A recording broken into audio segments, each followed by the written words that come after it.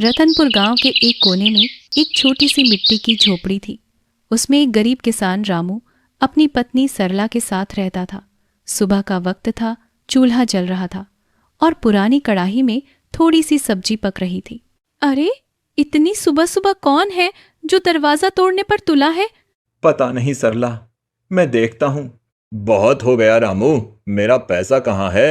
सेठ जी, कल ही तो मैंने पूरा पैसा चुका दिया था, ब्याज के साथ। अब क्या बचा है? देरी हो गई थी, अब तू 5 गुना ब्याज देगा, समझा? 5 गुना? सेठ जी, यह तो अन्याय है। मैं गरीब आदमी हूँ, इतना भारी ब्याज कैसे भर सकता हूँ? मुझे कुछ नहीं सुनना। अगर पैसा नहीं दिया तो तेरा घर, बर्तन, बैलगाड़ी सब बेच दूंगा। सेठ जी, हम पर दया कीजिए। गरीब का खून चूसकर आपको क्या मिलेगा? दया? मुझे पैसा चाहिए, दया नहीं। हरीलाल से पंगा लेना महंगा पड़ता है। कालू, इस रामू ने मुझे सबके सामने जवाब दिया। इसे सबक सिखाना पड़ेगा। गांव के सब लोगों के दिल में मेरा डर होना चाहिए। रामू, ये जिंदगी कब सुधरेगी? रोज 2 वक्त की रोटी के लिए संघर्ष करना पड़ता है। कभी सोचती हूँ एक मजबूत छत हो, कुछ अच्छे कपड़े हों, पर लगता है किस्मत ने बस दुख ही लिखा है। सरला, मैं जानता हूं तू थक गई है, पर मैं क्या करूं? खेत छोटे हैं, बारिश वक्त पर नहीं होती, ऊपर से कर्ज का बोझ। दिन रात मेहनत करता हूं, फिर भी हाथ खाली रहते हैं। भगवान भी जाने कहाँ सो गया है रामू।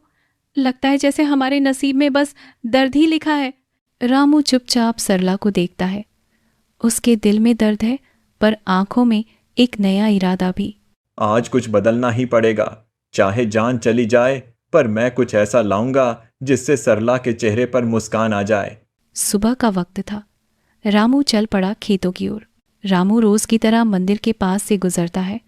मंदिर के बाहर पंडित जी सफाई कर रहे होते हैं। प्रणाम पंडित जी, कैसे हैं आप? अरे बेटा रामू, सब भला है। भगवान तेरा भी भला करे। दुआ कीजिए पंडित जी, आज खेत में कुछ अच्छा हो जाए। दिल साफ रखो बेटा, भगवान कभी निराश नहीं करते। रामू ने मुस्कुराते हुए हाथ जोड़े और आगे बढ़ गया। उसे क्या पता था, आज का दिन उसकी जिंदगी का सबसे बड़ा मोड़ लेकर आने वाला है। कालू, कल रात एक काम करना है। मंदिर के गहने मुझे चाहिए। सेठ जी, मंदिर के गहने? पर वो तो पाप होगा। भगवान के घर से चोरी करेंगे तो। पाप? भगवान को गहनों की क्या जरूरत है? असली भगवान को पैसों की क्या जरूरत है? कालू, पैसा मेरे घर में सबसे अच्छा लगता है। पर अगर किसी को पता चल गया तो? इसीलिए तो यह काम चतुर दिमाग से होगा। चोरी हम करेंगे, इल्जाम किसी और पर लगेगा। किस पे सेठ जी? उसी रामू पर, जिसने आज मुझे सबके सामने जवाब दिया। उसका रास्ता मंदिर के पास से गुजरता है, सबको लगेगा वही चोर है। सेठ जी, आप कमाल के आदमी हो। हा हा हा, चल तैयार रहे, आज रात मंदिर से सोना निकालते हैं, फिर देख हमारी किस्मत। उस रात हरिलाल के दिमाग में चल रही थी लालच की आग, और उसी के साथ लिखी जा रही थी रामू की किस्मत की नई कहानी। रात का समय था। गांव अंधेरे में डूबा हुआ था। बस कहीं कहीं कुत्तों के भौंकने की आवाज आ रही थी। हर तरफ सन्नाटा था। कालू, ध्यान से चल, किसी को खबर नहीं होनी चाहिए। कालू, डर कम और काम पर ध्यान दे। आज के बाद हमारे पास इतना सोना होगा कि पूरा गांव हमारे पैर छुएगा। सेठ जी, ये लो चाबियां जो पंडित जी ने दिन में टेबल पर छोड़ दी थी। बहुत अच्छा, अब चल चोरी शुरू करते हैं। पेड़ के पीछे एक बंदर बैठा सब देख रहा था, जैसे वो समझ गया हो कि कोई पाप हो रहा है। उसकी आंखों में एक अजीब चमक थी। अब सब सबूत मिटा दे, सुबह मैं खुद शोर मचाऊंगा, नाम आएगा उस रामू का। सुबह गांव में हंगामा मच गया था। मंदिर के सामने भीड़ जमा हो गई थी। हर कोई सदमे में था। अरे भाई, ये क्या हो गया? भगवान के गहने चोरी हो गए। बुरा शकुन है ये। इतना बड़ा पाप किसने कर दिया? हे राम, ये क्या हो गया? मंदिर के गहने चोरी हो गए। अब तो गांव पर श्राप लगेगा। अरे भाई लोगों, क्या हो गया? इतना शोर क्यों है? रामू, तुझे पता नहीं, मंदिर में चोरी हो गई है। क्या? मंदिर में चोरी? भगवान के गहने? हाँ, और मुझे तो कल रात किसी को मंदिर के पास मंडराते हुए देखा था। थोड़ा रुक कर, हाँ, अब याद आया, वो तू ही था रामू। मैं? सेठ जी, आप ये क्या कह रहे हैं? मैं तो कल रात घर पर था। झूठ मत बोल, मैंने खुद देखा है, रात को तू मंदिर के पास छुपकर घूम रहा था। रामू तो रोज मंदिर के पास से गुजरता है, लेकिन मुझे नहीं लगता वो ऐसा काम करेगा। अरे जमाना खराब है पंडित जी, गरीब आदमी की नीयत कब बदल जाए क्या पता। भगवान के लिए, मेरा पति ईमानदार है। हम गरीब हैं पर चोर नहीं। मैं कसम खाता हूँ, मैंने कुछ नहीं किया।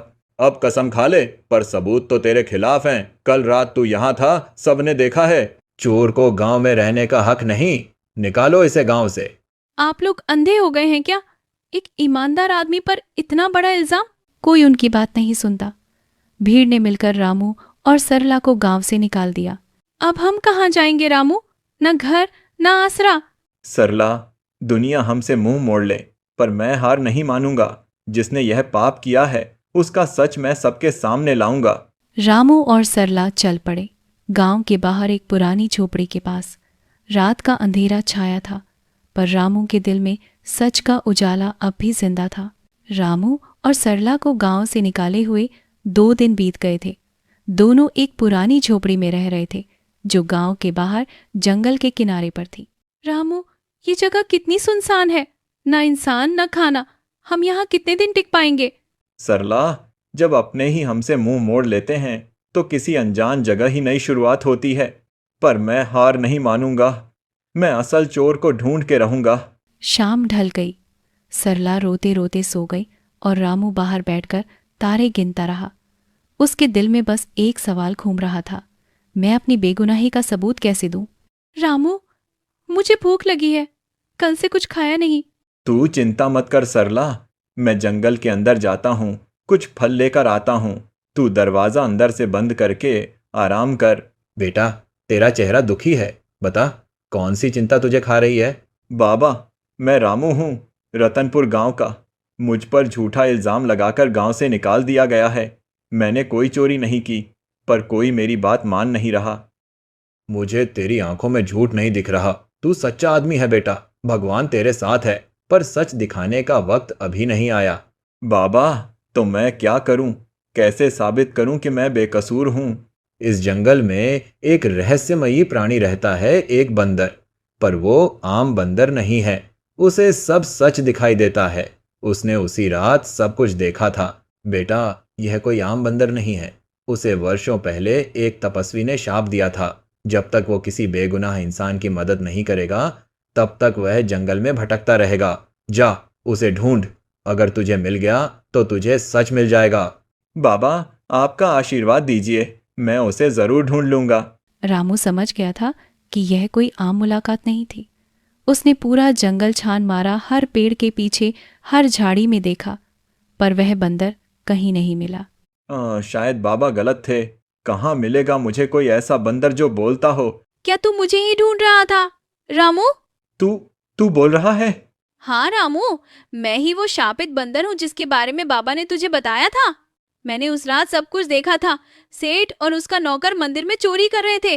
तो तू जानता है, पर तू मुझसे पहले क्यों नहीं मिला? बंदर भाई, मुझे बस इतना बता दो, मैं कैसे सबको सच दिखा सकता हूँ? कल सुबह हम गांव चलेंगे। मैं सबके सामने बोलूंगा, सबको सच बताऊंगा। तब सबको समझ आ जाएगा कि चोर तू नहीं, सेठ हरिलाल है। धन्यवाद दोस्त, आज तू मेरी जिंदगी का सबसे बड़ा साथी बन गया है। रामू के चेहरे पर अब दर्द नहीं था, बस एक विश्वास था, सच जीत कर रहेगा। और इस सफर में उसके साथ था एक बोलने वाला बंदर, जो उसके जीवन का देवदूत बनने वाला था। सुबह का वक़्त था। सूरज की हल्की रोशनी पेड़ों के बीच से निकल रही थी। रामू अपनी झोपड़ी के बाहर खड़ा था। उसके साथ था वह बोलने वाला बंदर, जो अब उसका दोस्त बन गया था। रामू, तैयार हो जा, आज सच सामने आएगा। हाँ दोस्त, आज मैं सबको दिखाना चाहता हूँ कि ईमानदारी कभी हार नहीं सकती। चल, गांव चलते हैं। अरे सुना क्या, रामू वापस आया है। क्या? वही चोर? अब क्या मुंह दिखाने आया है?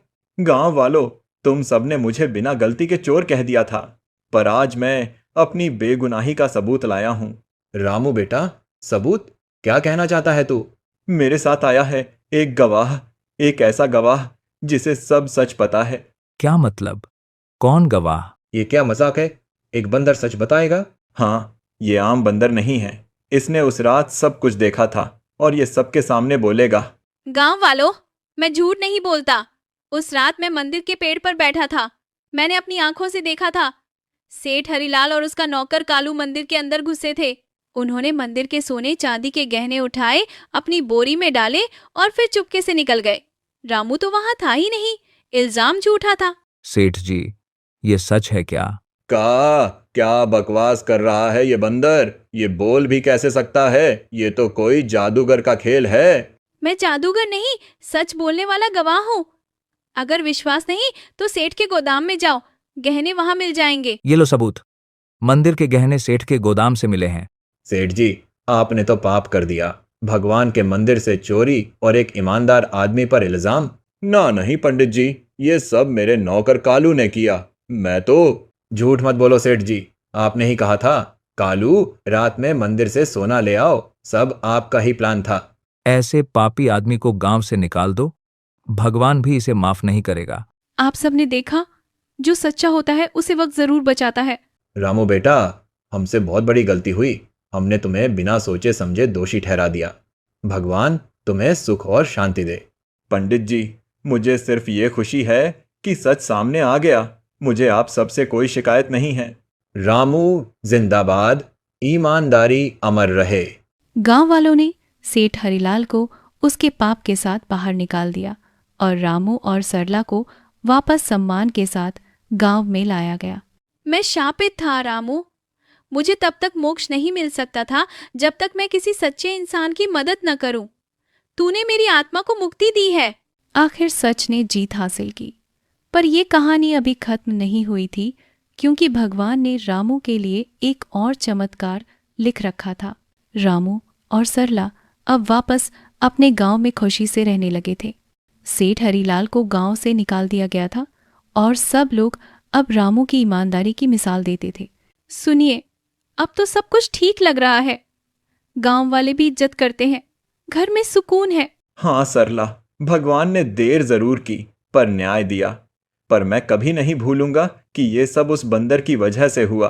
रामू, मुझे खुशी है कि तेरा सच सबके सामने आ गया, पर अब मेरी यात्रा खत्म होने वाली है। क्या मतलब? दोस्त, तू कहाँ जा रहा है? मैं शापित था रामू। मुझे तब तक मोक्ष नहीं मिल सकता था जब तक मैं किसी सच्चे इंसान की मदद न करूं। तूने मेरी आत्मा को मुक्ति दी है। ये क्या हो रहा है? अब मुझे अपना असली रूप लेना है। ये तो देवता हैं। रामू, तू ईमानदारी और भलपन का प्रतीक है। तेरे जैसे इंसान ही दुनिया में इंसाफ जिंदा रखते हैं। मैं तुझे एक वरदान देने आया हूँ। प्रभु, मुझे कुछ नहीं चाहिए। बस ये छोटी सी जिंदगी सुकून से गुजर जाए। बस यही मेरी मांग है। तेरा दिल पवित्र है, इसलिए तू इस वरदान के योग्य है। जंगल के बीच एक चमकदार पेड़ है, उसके नीचे एक चमत्कारी फल होता है।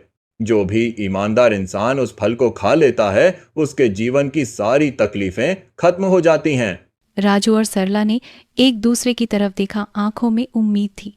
दोनों ने उस पेड़ को ढूंढने का फैसला किया। देखिए, वो लाल फूलों वाला पेड़। बाबा ने भी ऐसा ही बताया था ना? हाँ सरला, शायद यही वो चमत्कारी पेड़ है।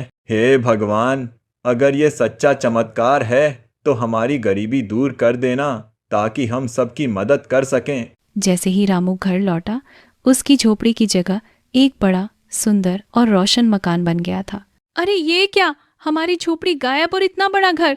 रामू, ये सब कैसे हुआ? ये भगवान का आशीर्वाद है सरला। ईमानदारी का इनाम हमेशा मिलता है, चाहे देर लगे। वाह, ये तो चमत्कार है। भगवान ने खुद तुझे आशीर्वाद दिया है। रामू बेटा, तुझे देखकर लगता है कि भगवान सच्चे लोगों को कभी अकेला नहीं छोड़ते। मैं तो बस इतना जानता हूँ पंडित जी, जो ईमानदार होता है भगवान उसका रास्ता खुद बनाते हैं। रामू अब सिर्फ अपने लिए नहीं, बल्कि पूरे गांव के लिए जीने लगा था। उसके घर के दरवाजे हमेशा खुले रहते। जो भूखा आता वो खाना खाता, जो उदास होता वो सुकून पाता। रामू, तुझे तेरा इनाम मिल गया। अब तू सबको ईमानदारी का पाठ पढ़ाता रहना। धन्यवाद प्रभु, मैं हमेशा सच और भलेपन की राह पर चलूंगा। जिंदगी में पैसे से बड़ा होता है सच और ईमानदारी। जो दिल से साफ होता है, उसका साथ खुद भगवान देते हैं। आखिर में जीत हमेशा अच्छाई की ही होती है।